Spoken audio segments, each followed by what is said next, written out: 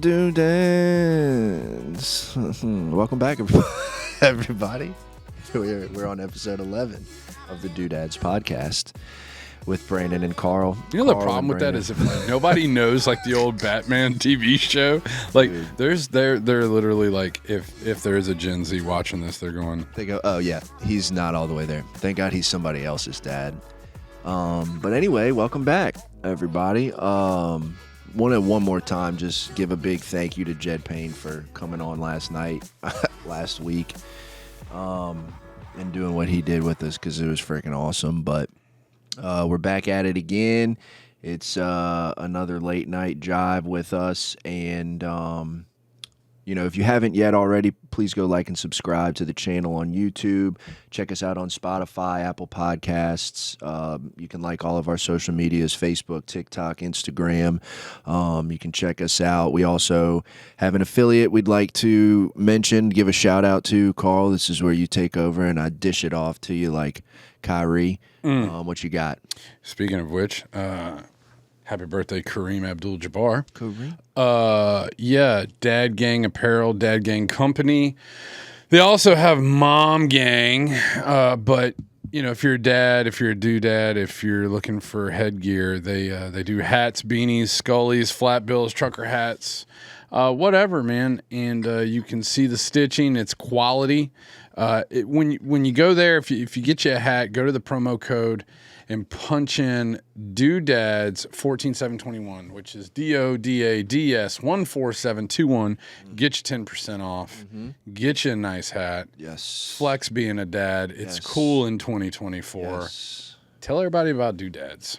Shout out to the couple homies who have made purchases from Dad Gang. I actually attended a birthday party this past weekend with a fellow dad friend who was also rocking his Dad Gang hat. And let me tell you something. There's something about having the same hat and the Dad Gang. Did you get that invite?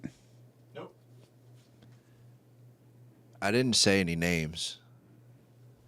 Loose lips sink ships, you know what I'm saying? But Frank, you suspect. Oh, he said it. You suspect. Dude, that's rough. Yeah, man, it's just us again, which is cool. Can I give a shout out real quick? Yeah. I got some friends of mine, Gil and Lauren, Gilly, Lauren, his wife. They have, for the better part of a number of years, been trying to get pregnant. Mm-hmm. And I mean, they went IVF, everything, and they just accepted like, it's not going to happen. Mm-hmm. And I told him, dude, I'm excited for you. They're like, what? I'm like, hey, man, we have no idea what the universe has in store for us. And they just brought home a beautiful little baby girl. Wow. Congratulations. And they are getting to fulfill a dream that they have been wanting for a long time. And I think that's really cool because I think as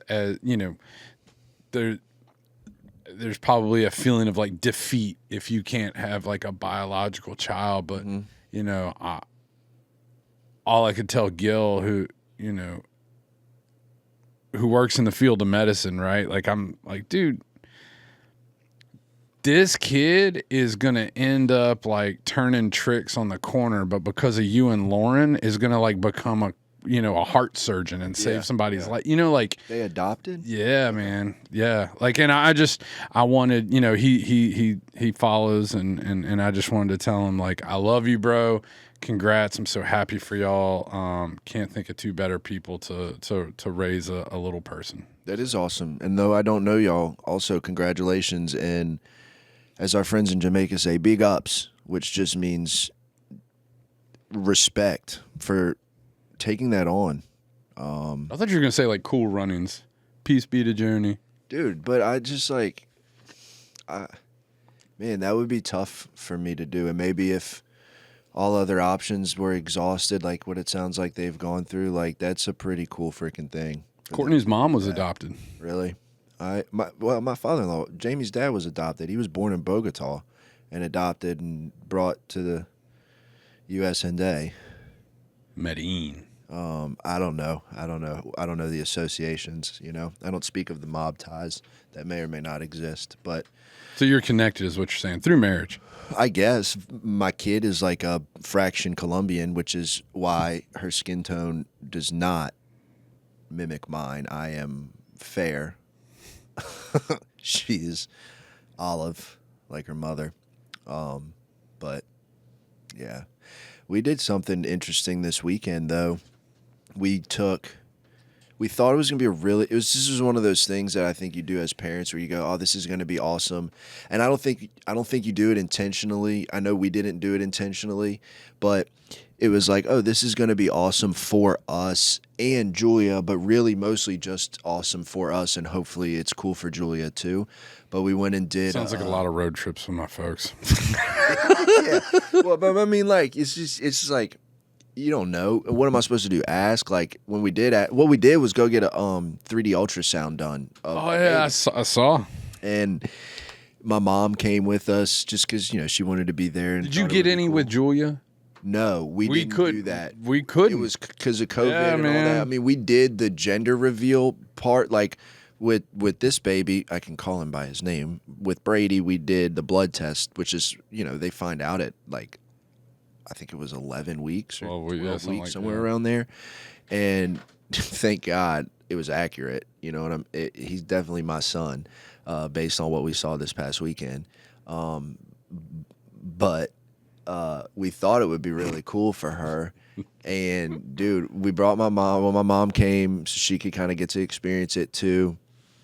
And like, I also think there was part of Julia's little brain that thought he was coming out that day. Like like when she saw Jamie climb up on the bed, and like Jamie told her, because she gets real nervous between like her doctor visits when she was real little with ear infections and then multiple tube procedures and stuff like that. And she sliced her eye open and had to go to the ER. She's had a couple run-ins with the white coats. And so like anytime she's in any type of medical environment, she gets a little bit angsty. And so when Jamie climbed on the bed, she's like, she's not gonna hurt me. Like, she's just putting some jelly on my belly so that they can put the thing on there and we can see Brady or whatever. And she freaked out. She was not feeling it. My mom had to walk out of the room with her and bring her back in. And of course me, because I'm so sentimental, I'm like, you're ruining this moment, you need to fix yourself, and couldn't even be present myself. But that went away pretty quickly. I was able to like enjoy it. And I also, though, it's weird to look at, and I know what I'm looking at for the most part. I know I'm looking at my child growing inside of my wife, and his big sister is like, what is this shit? Like, I've seen aliens. It's gonna pop out of mom's chest. He looks like a melted crayon in there. I don't know what's going on, but yeah, it was interesting to say the least. And then we went to that birthday party, and it was a gymnastics party, and so naturally Julia went bananas and had a great time. And so we left and immediately signed her up for gymnastics, and she had her first gymnastics day today, which was cool. Watch out, Livy Dunn. That was a big one for Aubrey. I mean, gymnastics. Yeah, and like I said, that was always the thing with COVID that kind of bummed me out, because she was she wasn't about to be Livy Dunn or anything. She wasn't about to go be on the Olympic team, right. But it was a team activity. It was an activity with other kids, and she enjoyed it. And like, that's right. Like, that's the idea. As a parent, you're like, I just want my kid to be happy. Yeah. And she enjoyed it and whatnot. And then,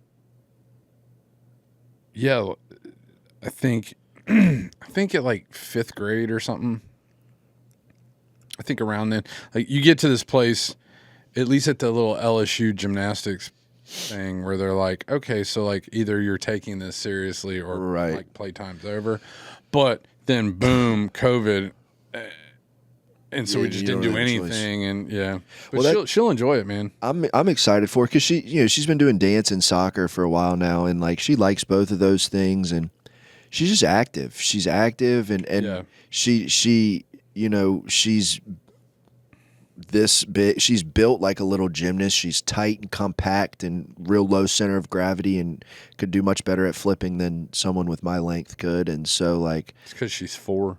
Well, but almost, also genetics. I don't think she's going to get very big, but it's what we were talking about today. Like, if anything, it's building coordination, it's building, mingling with the kids and confidence and stuff. And it's, as the dad who has been hover dad and like borderline been that dad that has robbed her of experiences and learning things about spatial boundaries in her own body and capabilities and confidence and stuff, because I'm so scared.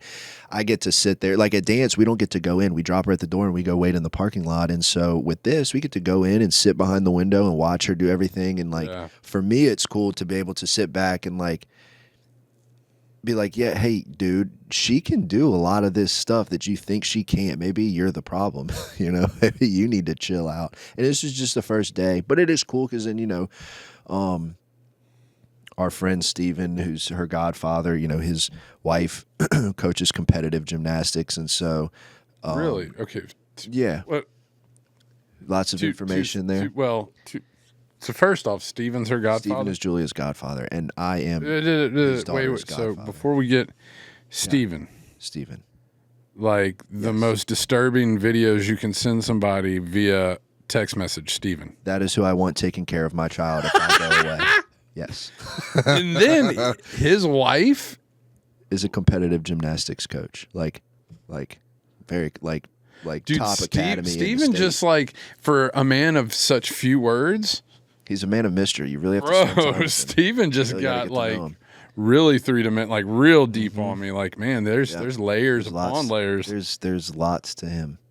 Yeah, but if it gets to the point and progresses where she falls in love with gymnastics, then it's cool that we're so close to somebody who at a high level coaches young girls in doing that. And but also I got to tattoo somebody for the first time in a long time on Sunday, and a good friend, and she woke up from her nap and she came in the office where I tattoo, and she was hanging out like, Daddy, what's this? What's that? Why are you doing this? Well, what's that for? What's this? How are you going to do this? That's what the jelly for mama's belly's for. Very inquisitive. We're going to tattoo your little brother. Right? Just like, I'm never going back to the doctor. That would have been a great one. But, I don't know, dude. I don't know what. She's so interested in so many different things. It's really cool to watch because she's one of those kids that, and this isn't, I'm not trying to be cocky, but she's much like me as I was as a kid. If I put my mind to it and I wanted to do it, I could be really good at it. But there's a lot of things I didn't want to do that I didn't put any effort into, that I sucked at because I didn't care. But the stuff I did care about, I was good at. And she's got a lot of those qualities too that just she really wants to perform well, whether it's. I think that's unfortunate that you see things like that. Yeah. And I wonder, and maybe this is just like the anthropological, kind of like psychological, like somewhere in there you got this idea that because you weren't good at something, you obviously didn't care enough to try or didn't get. And here's the deal, is like having kids has enabled me to really see things from a point of view that I forgot about. It's gonna sound really ridiculous, but I always think of in Step Brothers at the end at the Catalina one, and he's like, I just wanted to be a T-Rex. It's what I always wanted to be. And my dad said, you know what? You got to grow up, and it's like, but that it's true. Like I look at my kids and I'm seeing it with Aubrey especially. I mean, she still has a lot of childishness and still a lot of like a very she's only 15. She still has some adolescent kind of childlike wonder. Mm-hmm.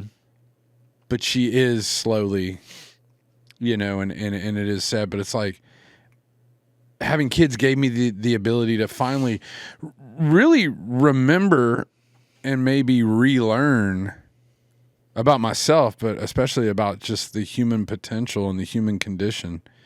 Like, kids are fine. Yeah.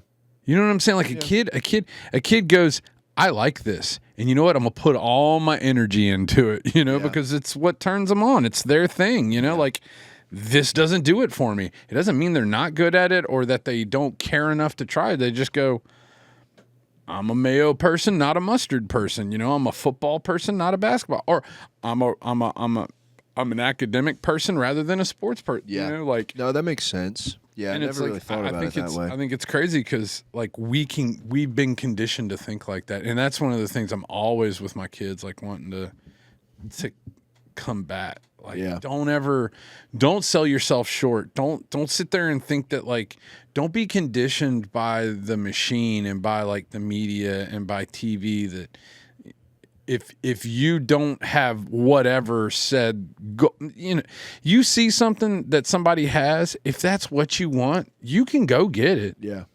You got to be willing to invest time in it, but like, don't sit there and think like you're not good enough because or not try or do you just, I don't know, there's such an absolute, there's this absolution like in society and in the media where if you don't do something, it's obviously because you just suck. Yeah.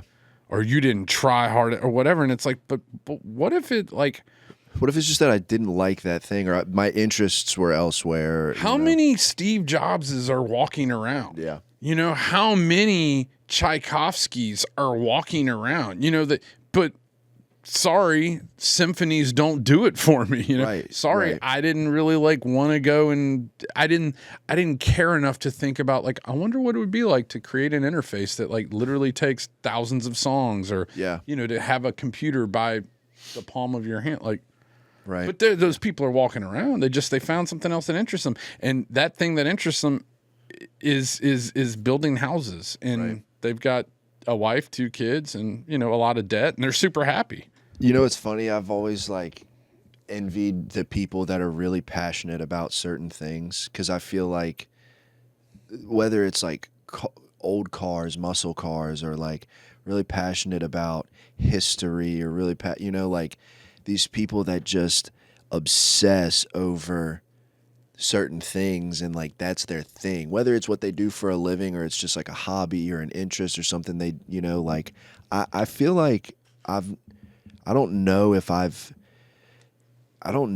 like have that thing. I have things that I like. I go through waves of like obsessing over guns or watches or trucks or like different book. Like I went through a phase where I listened to every book about wolves that you could listen to, because like somewhere along the way I decided that wolves are my favorite animal, either prior to or during the course of listening to all of these books, to the point where we're doing Brady's Nursery and a wolf theme and whatnot. I've got a giant wolf tattoo on my arm.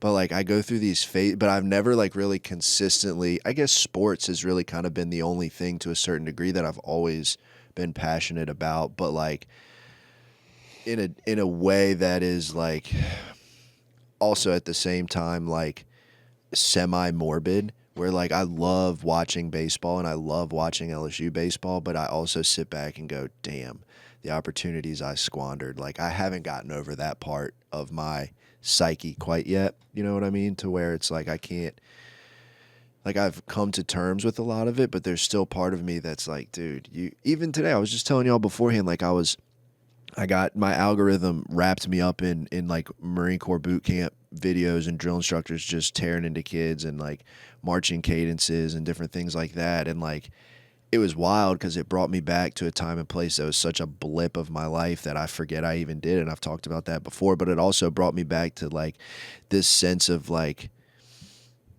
not regret, but this like guilt. The only like guilt or regret that I have is feeling like in the big picture of my life, I gave such little effort to the Marine Corps, and the Marine Corps did so much to shape me into the person that I've become, and so like my life is like full of these little like hurdles I just can't get over. Maybe it's because I just am not quite there yet emotionally, mentally, spiritually, in my timeline. Does that make any sense? Yeah, so if I look at my life and I think to myself, if I'd have married this one, mm-hmm. or if I'd have taken skating more seriously, or if I would have really applied myself in school, because this is where I struggle with the kind of predestination karma type thing. Yeah. And the self-will, like it's just a big unfolding universe that's all happening at once, and there is no...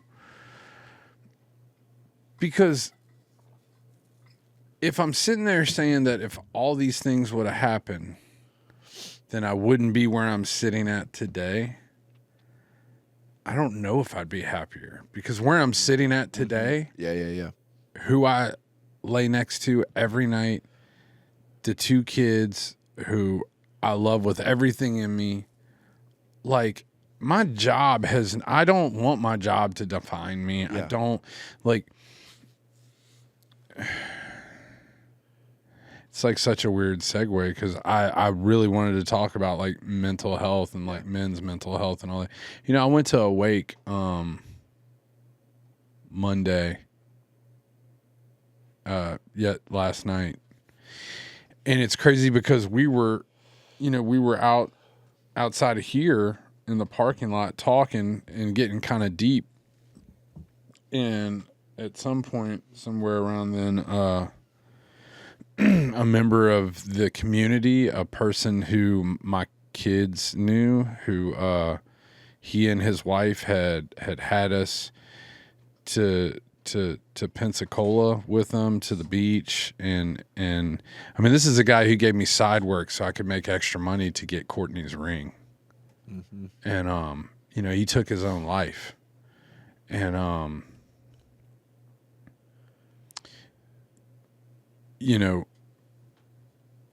just in December, a real good friend of mine, Anthony, did the same thing.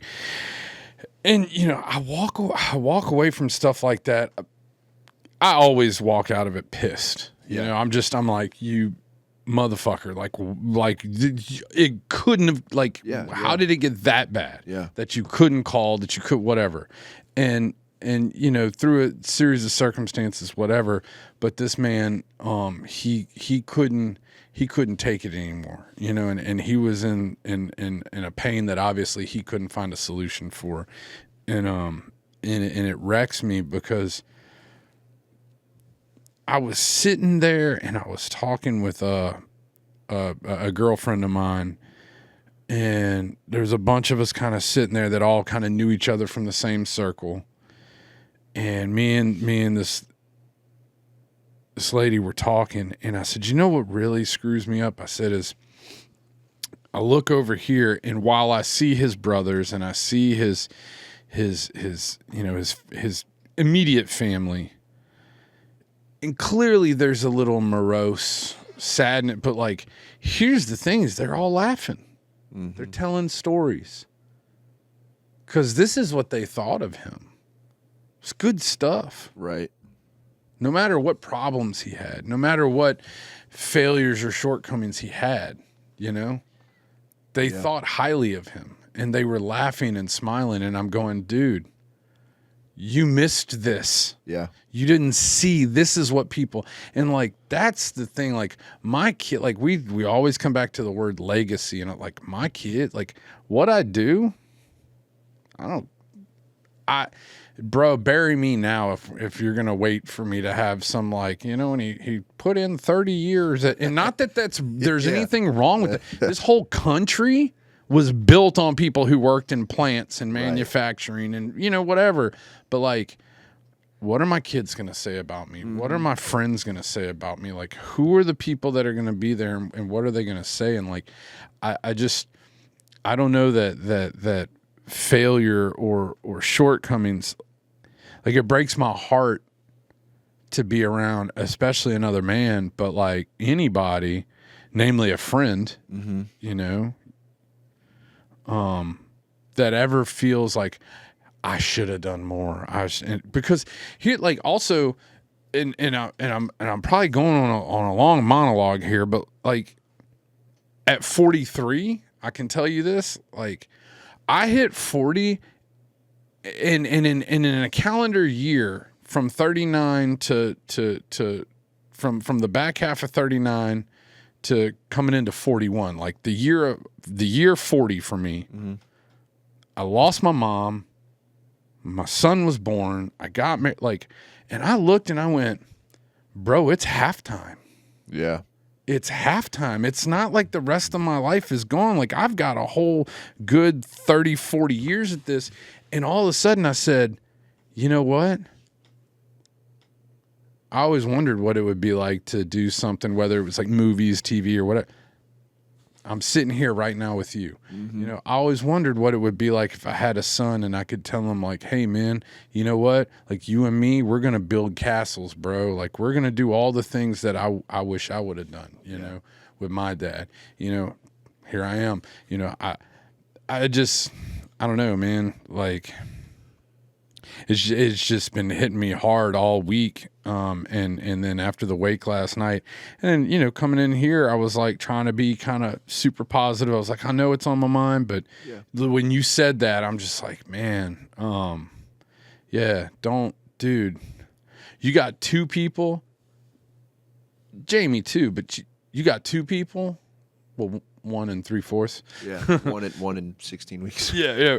But you got two people who legit, like, you get to be the face of everything that is happy and wonderful. Yeah. You get to be that. Like, what better job, what better accomplishment, what better thing could you do? Shortcomings be damned. Yeah. Well, and it's cool. I mean, it's not, I don't know, to that point, you know, I'll never, I think to a degree, everybody that's experienced stories similar to ours has found themselves in deep, dark places, you know? Absolutely. But I also, God willing, I don't get it either, you know? But it terrifies me in a sense, but it also reminds me that, you know, I need to be okay with talking to people and communicating with the people that I care most about, and like the same like bit on that we've always talked about with the kids of like creating an atmosphere for an open line of communication. Like, I need to practice that myself. Like, I need to also do that as a dad and as a man and as a husband and as somebody who, you know, is really good at making you and you and you believe that I'm okay, but really I'm not. Like, that is something that I've got to remember exists inside of me and like continue to chip away at in one way or another. And I think I've been presented a way of living that allows me to do that in a way that a lot of people don't get to. But I also, you know and have heard stories like such story of people that's gotten away from or that's happened to, and it sucks. But we were talking recently, the little group of guys that I was meeting with on Saturday mornings, we were going through like a spiritual type workbook, and you know there was, you know, it was, you know, Christian based Bible elements to it. We referred to it as a Bible study, but it was more of like the workbook was called Experiencing God, and it was cool. It was, you know, it was cool. To me, the fellowship aspect of it was much cooler because here I am for, you know, 12 weeks meeting every Saturday morning with a group of guys who I, you know, might have like drank some Jack and Coke with at a tailgate back in my day, but otherwise probably never would have crossed spiritual paths with. And the last meeting that we had, Because probably wasn't the subject matter. no, not by any stretch. And but we talked about on the last day, we talked about, you know, that like the difference between our job and our purpose, you know, and like, yeah, my job is to inspect houses and build fences, and like that's what people pay me to do, and that's the good and the service that I offer, but it is not my purpose. And that's the last thing I want is for my children to remember me as what I did, not who I am or who I was, you know. And I feel like that's, you know, I don't even, you know, maybe it'd be cool if I had now granted, these friends, their parents might have been in the mafia, but like I had friends who like they didn't even know what their parents did, but they knew they were fun and cool to hang out with and good people, and they were always around. They were always at sporting events, but like as far as what they did to put a roof over their head and send them to the school that we went to, like they had no idea.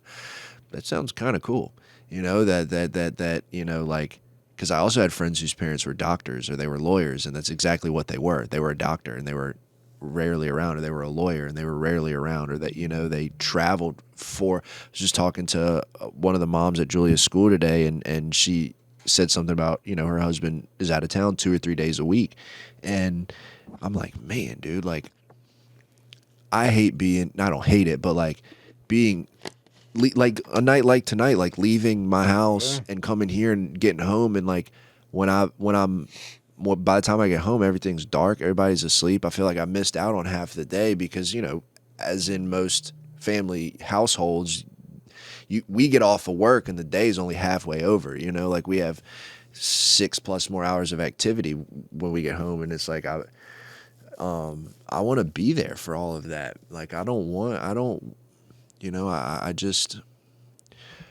I don't want to hold myself hostage to the what ifs or what could have beens or what I think should have beens, because you're right, because I can go back, I can trace back the last 10 to 12 years of my life and see how every step of the way, every quote unquote failure, every quote unquote experience that didn't go my way put me in the exact position that I'm in today, and I wouldn't want to be in any other position than the one I'm in today. I think it's also like and I think that's like the thing with the kids is like circling what does make you happy. What do you want, and doing that. Yeah. I don't mean like, look, and if you love your job and you love what you do, right, salute, right, right. But like, I just I think about another movie reference. I think about in Good Will Hunting, and Will had he sent Ben Affleck in his stead, and he'd kind of sloughed on the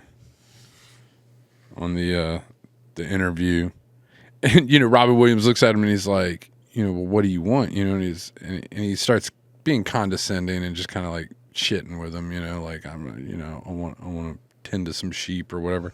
And he's like, what's wrong? What's wrong with laying brick? And he's like, nothing. My father laid brick. He's like, that's right, your father laid brick, and he busted his ass so you could go to school. He's like, yeah, it's a noble profession. He's like, right.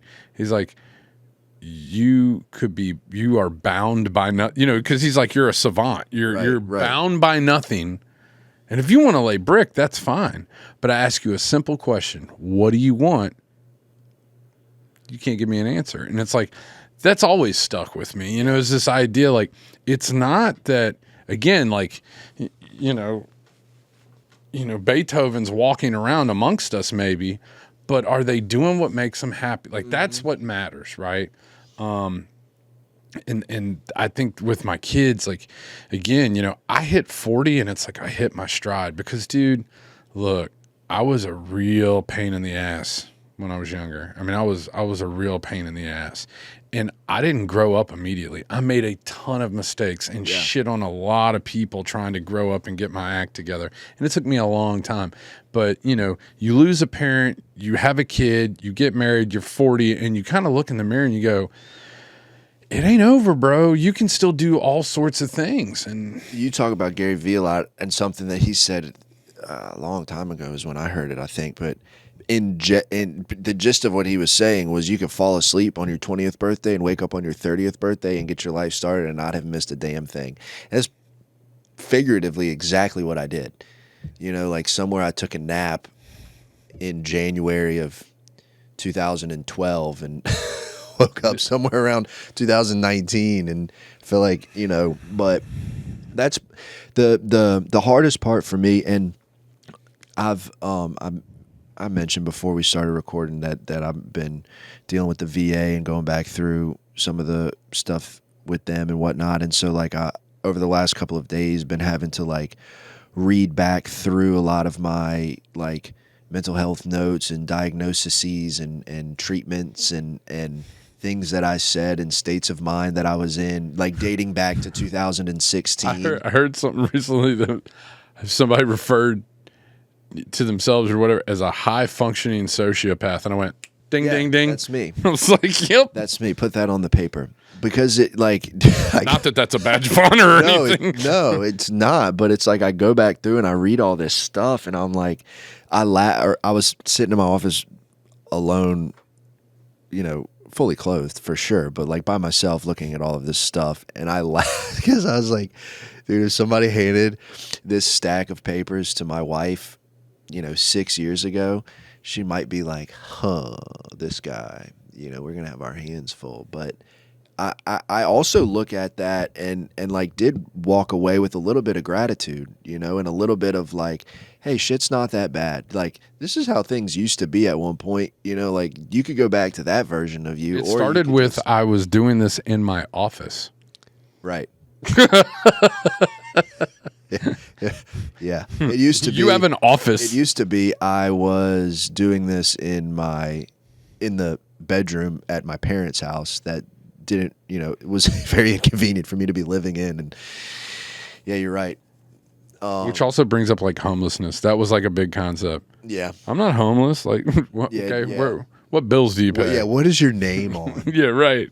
Nah, man. But I don't know, dude. It's, and I think that, this encompasses a lot of, because we've talked about this before. Like, you and I, it's kind of just what we do. Like, I'm borderline too forward and honest in certain areas of my life that I'm learning to navigate a little bit better. That like not every home inspection that I do these people need to hear my life story. If they crack the door a little bit, I just kick it down like SEAL Team 6. I'm like, oh, let me tell you about me, and they're like, holy shit, we just spent 2.5 hours with you. Thank God you told us this at the end. And so, but like we are, and it is something that I've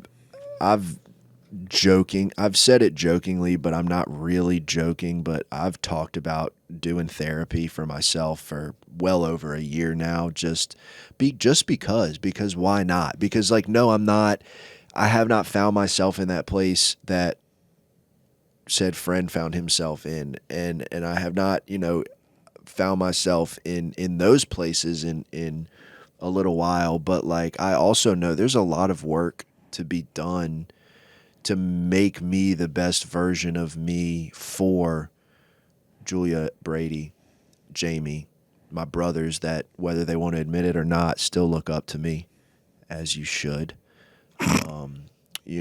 My parents who, like, thank God, sleep just fine at night, knowing that like I'm in a halfway decent place in my life, and like entrust me with certain things, like there's a lot of good things that have come about when it comes to my perspective to doing this. Thinking differently, But there's also a lot of work that's left to be done. And I'm fully aware that I can get into places where this is not a positive statement on my shirt, Courtney will tell you, like, I am, my little war cries, I wouldn't give you the satisfaction.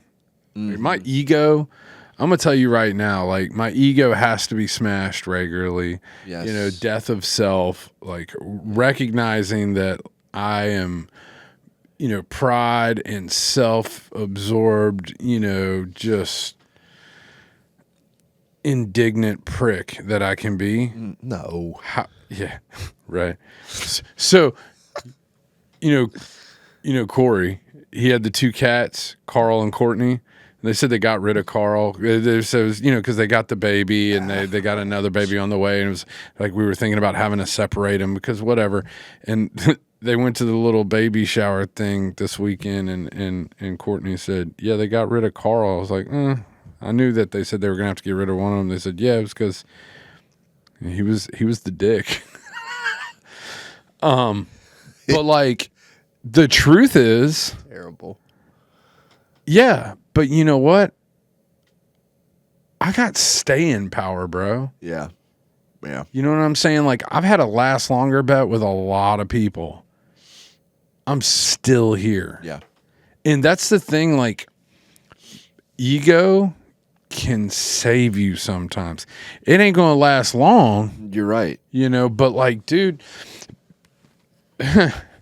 there's, and that's the reality is that, you know, a lot of these cats that I've had, you know, almost 2 decades with that I've, you know, have watched take their lives through whatever circumstances. You know, I would always say to Courtney, like, this isn't where I want to say I told you so. Like, this isn't what I want to be right about. Right. You know, I would rather be right that they got the winning lottery ticket or something. But, like, this is what happens. And I'm sitting there, I'm like, you know, I don't know, man. I look at my kids and I don't really give a shit about me in the sense of like what you think or others think or how my life has played out anymore. All I care about is what I'm doing with these two. I don't know how to explain it. It's like, that's all I care about. And that constantly gives a shed of just a glimmer, you know, a little glimpse of hope. Yeah. You know, when even in the worst of times, you know, and I don't consider myself some profound, you know, spiritual guru. If anything, I'm a loudmouth, pugnacious Nancy who, you know, in the right, you know, dark room and in the right moment, I'm just going to like fall apart at any moment because all my house of cards of bullshit that I use to, you know, hold myself up they can come crumbling at any time. Yeah. But like, yeah, man, I don't know how more to emphasize the fact that like as a dad in 2024, bro, look, $60,000 a year ain't cutting the bills. All right. Going and buying a house today, and people are like, well, you know what? I'll tell you about when the rates were 18% when we were really tanking, when it was bad. Yeah, okay, you're right. 8%, 9% versus the 4.3 we got in 2018. You're right. It's not as bad as it used to be. It's still, for most cats coming out of college or whatever, trying to get married, start a family, like, it ain't easy right now. It is tough out there. But, like, having kids, man, it just makes me energetic. It makes me feel like no matter how bad things are, like, these cats need me, you know? Yeah. And I'm so amped when they're excited about something, right? Like, yeah, I want them to share. And I hope Ben loves football the way I love football. I hope Ben wants to watch, you know, documentaries on, I don't know, the Bones Brigade or watch a documentary on Wu-Tang Clan or something, but maybe not. But the question is this: what if he hates Star Wars? You don't have to answer that now. You can think about it. That's consult. Tough. You can phone a friend. We can revisit this at a later date. But the reason I ask that is because I would be lying to you and the 218 subscribers that we have if I wasn't terribly afraid of Brady not wanting to play baseball. I would be so sad. And I know that that's so selfish for me to say in a sense, but it's like, dude, like, I would love that for both of us. So that's the thing we have to deal with, and that's the thing we have to deconstruct and take a look at and be honest with. Yeah, you know, or about. You see these little debutante moms. Like, you want another rant? You want another rant? Like, bro, sorry you were picked last and whatever. Sorry you were ugly. Sorry you were ugly. Oh man, like, but so or look, I'm all about competition, and I believe 100% like the whole like build character and all that. But like, if you're doing this so that your kid excels at something that you didn't or that you squandered and screwed it, like, all right, the work does not need to be done on the kid. No, that's a fact. Well, and that's it's because there's I don't know. I haven't gotten there yet, but it is something I play with in my mind because, like, in my experience, the children of athletes, whether they were collegiate or professional athletes that I know and have known personally, they're not the psychopath sports parent at all. They, around Super Bowl time, everybody heard the story about Christian McCaffrey's dad and what he was like with Christian when he was younger and stuff. Like, it's been my experience that most former professional athlete dads are not like that, because they're not trying to live vicariously through their kid like all these other dipshit dads are. Sorry if you're pissed, but it is what it is. Like, I say, if the shoe fits, man. Like, I mean, give me a break, dude. Like, you got freaking Timmy, who's 7, playing in 94 baseball tournaments a year, and he doesn't even know how to wipe his own ass yet. And you're doing that because you sucked and you got cut from your 9th grade team. Or Timmy, who's 16.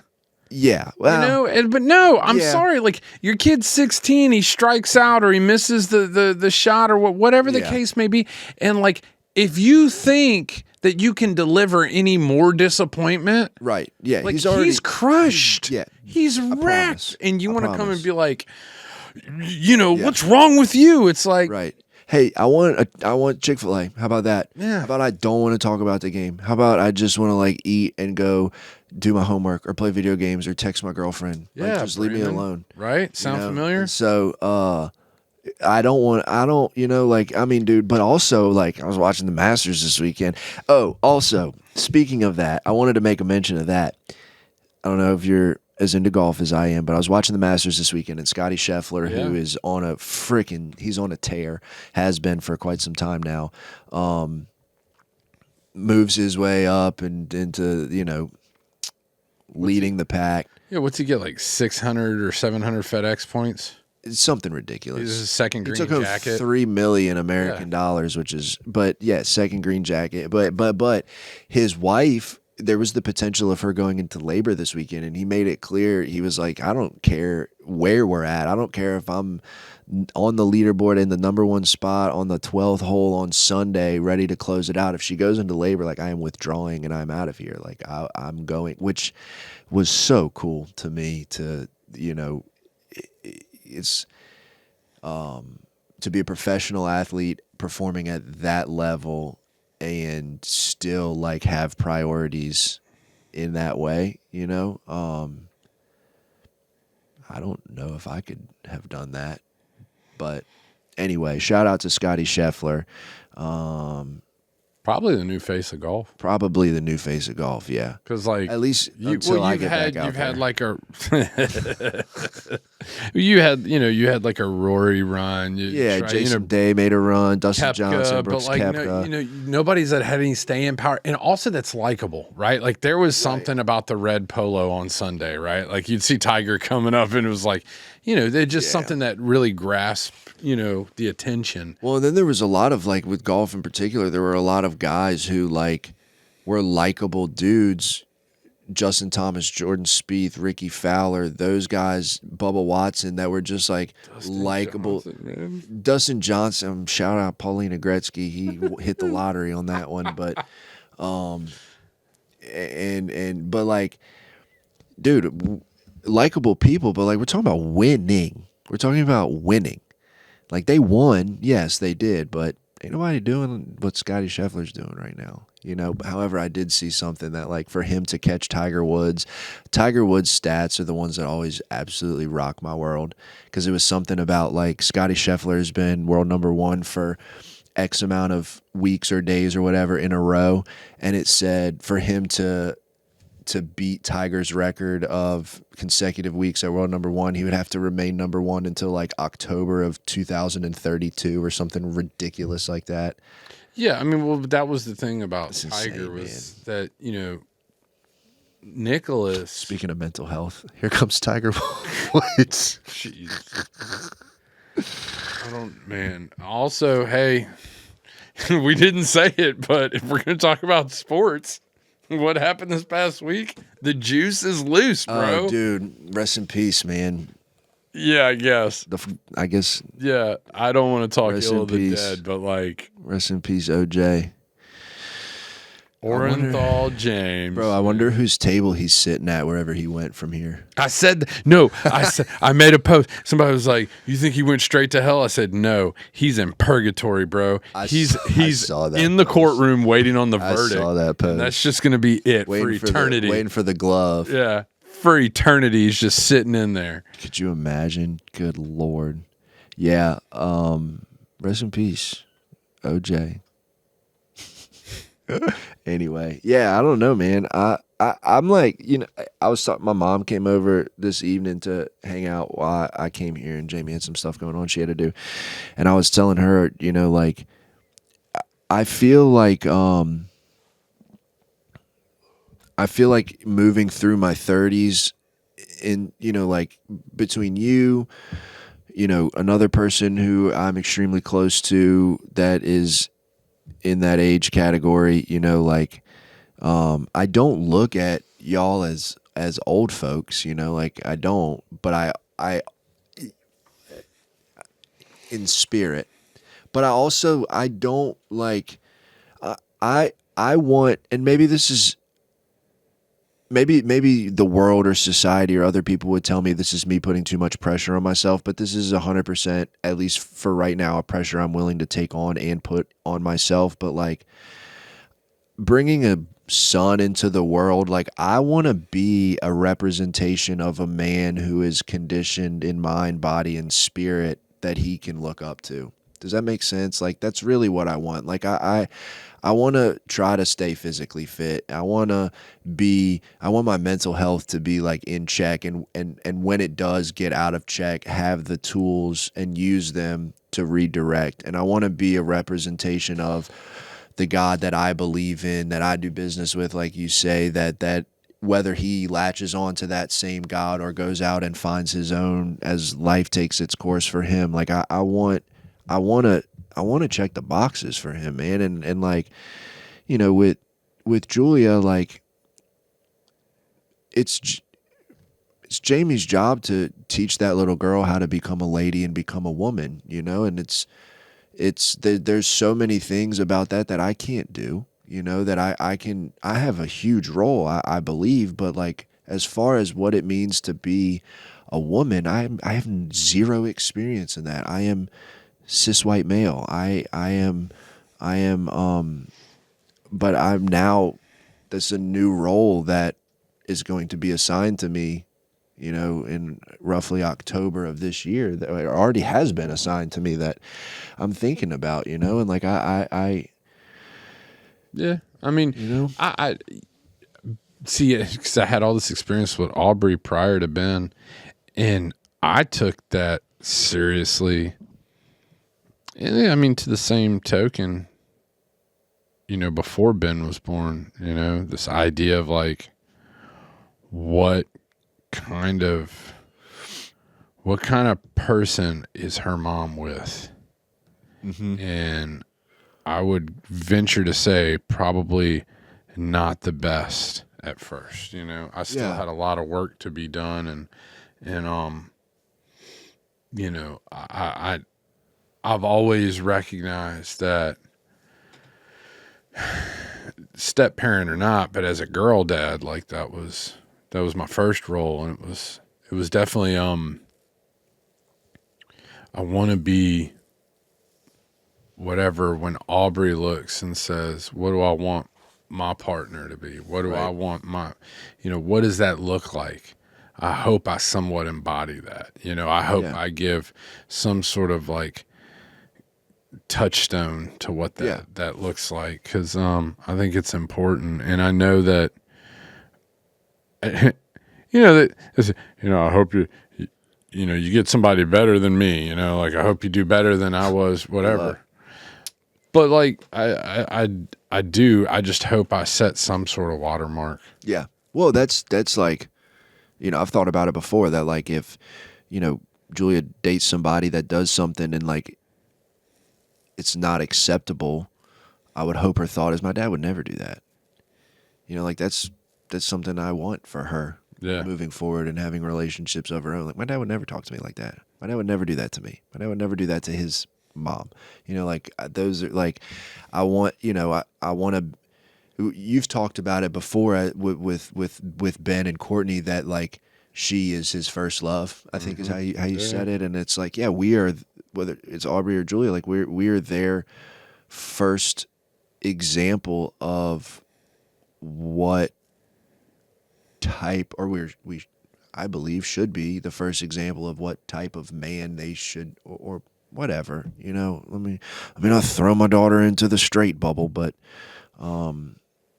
whatever, like if that's who her heart desires, I want to be that representation, I do. And for Brady, I just want him to know his dad used to hit dingers. That's all I want. I just want to know his dad used to throw heat, dude. His dad had a nasty changeup.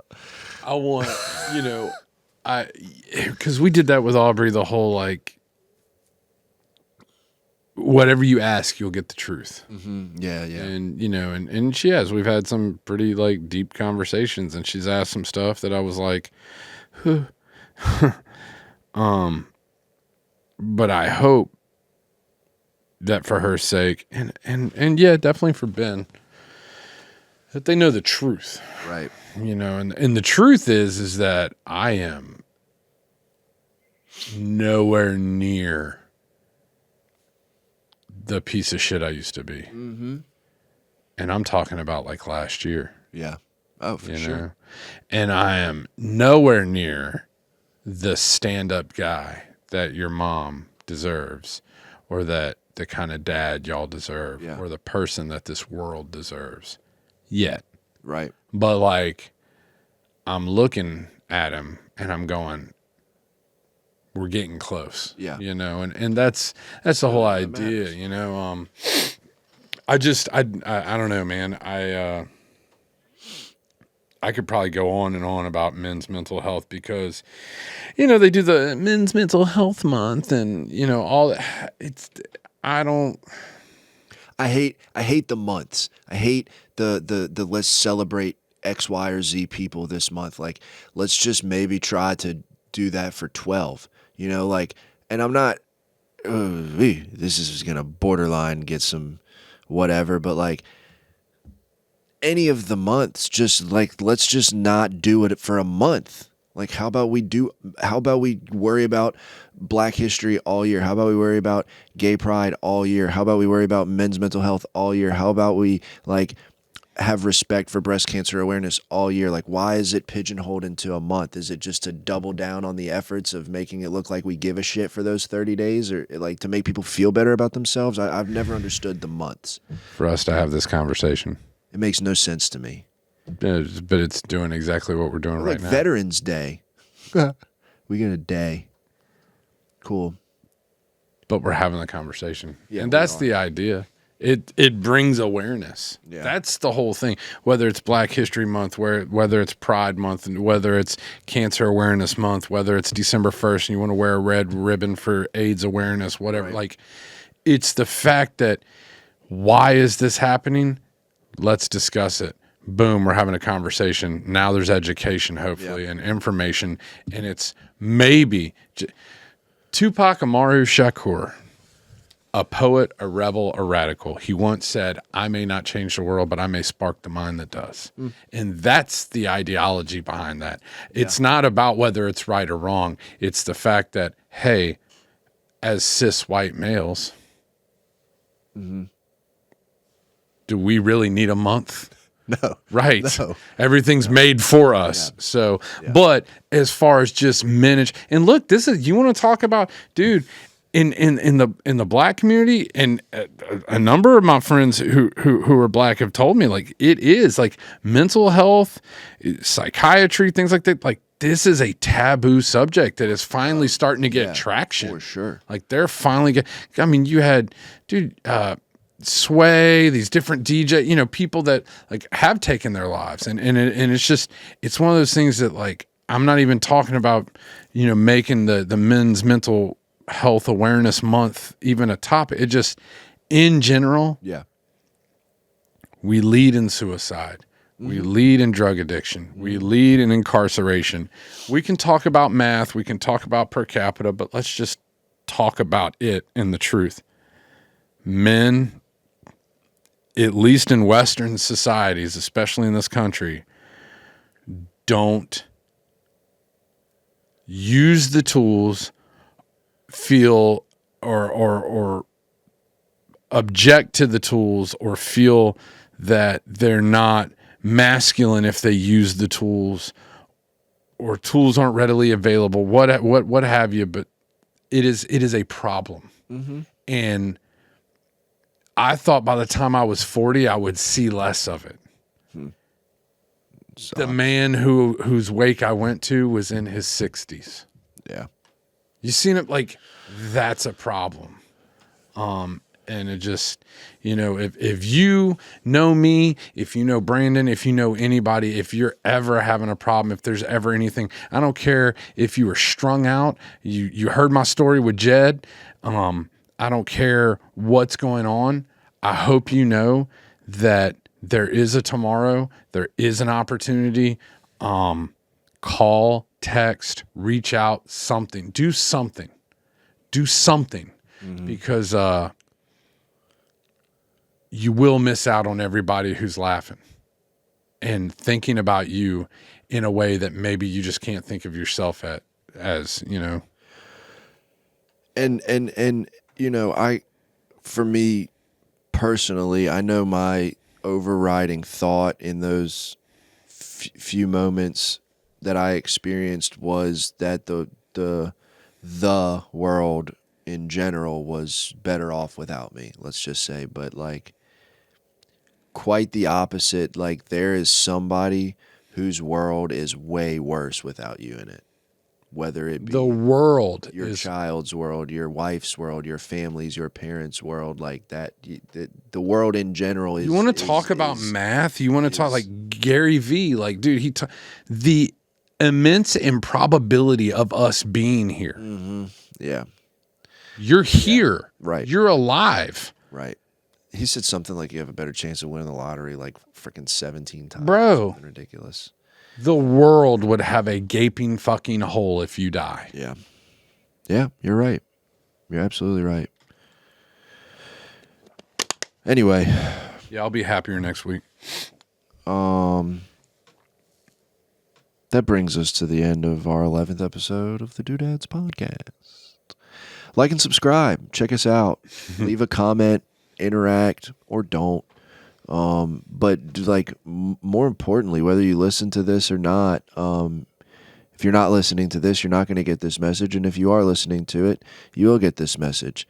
Let's like maybe be a part of doing some shit different as dads and as men and as family members and future leaders and doctors and politicians and fence builders and tattoo artists and public speakers and message sharers and carriers. Like let's like maybe normalize freaking taking care of ourselves. Yeah, man, make hugging and telling your buddies you love them cool again. Yeah. Anyway, all right. I think that's a wrap. Go ahead, keep listening, keep following. Like and subscribe to the YouTube channel. Stay tuned for more episodes to come. Hopefully more guests in the future. A lot of cool stuff in the works behind the scenes. One time for the one time at Ray Media Group. Yeah. And check out Dad Gang. Copy a lid. Use the promo code Doodads. 14721. 14721. DODADS 14721. It sounds so much better when you say it. Anyway, I love you, man. Have a good week. This one's for Rob and Anthony, man.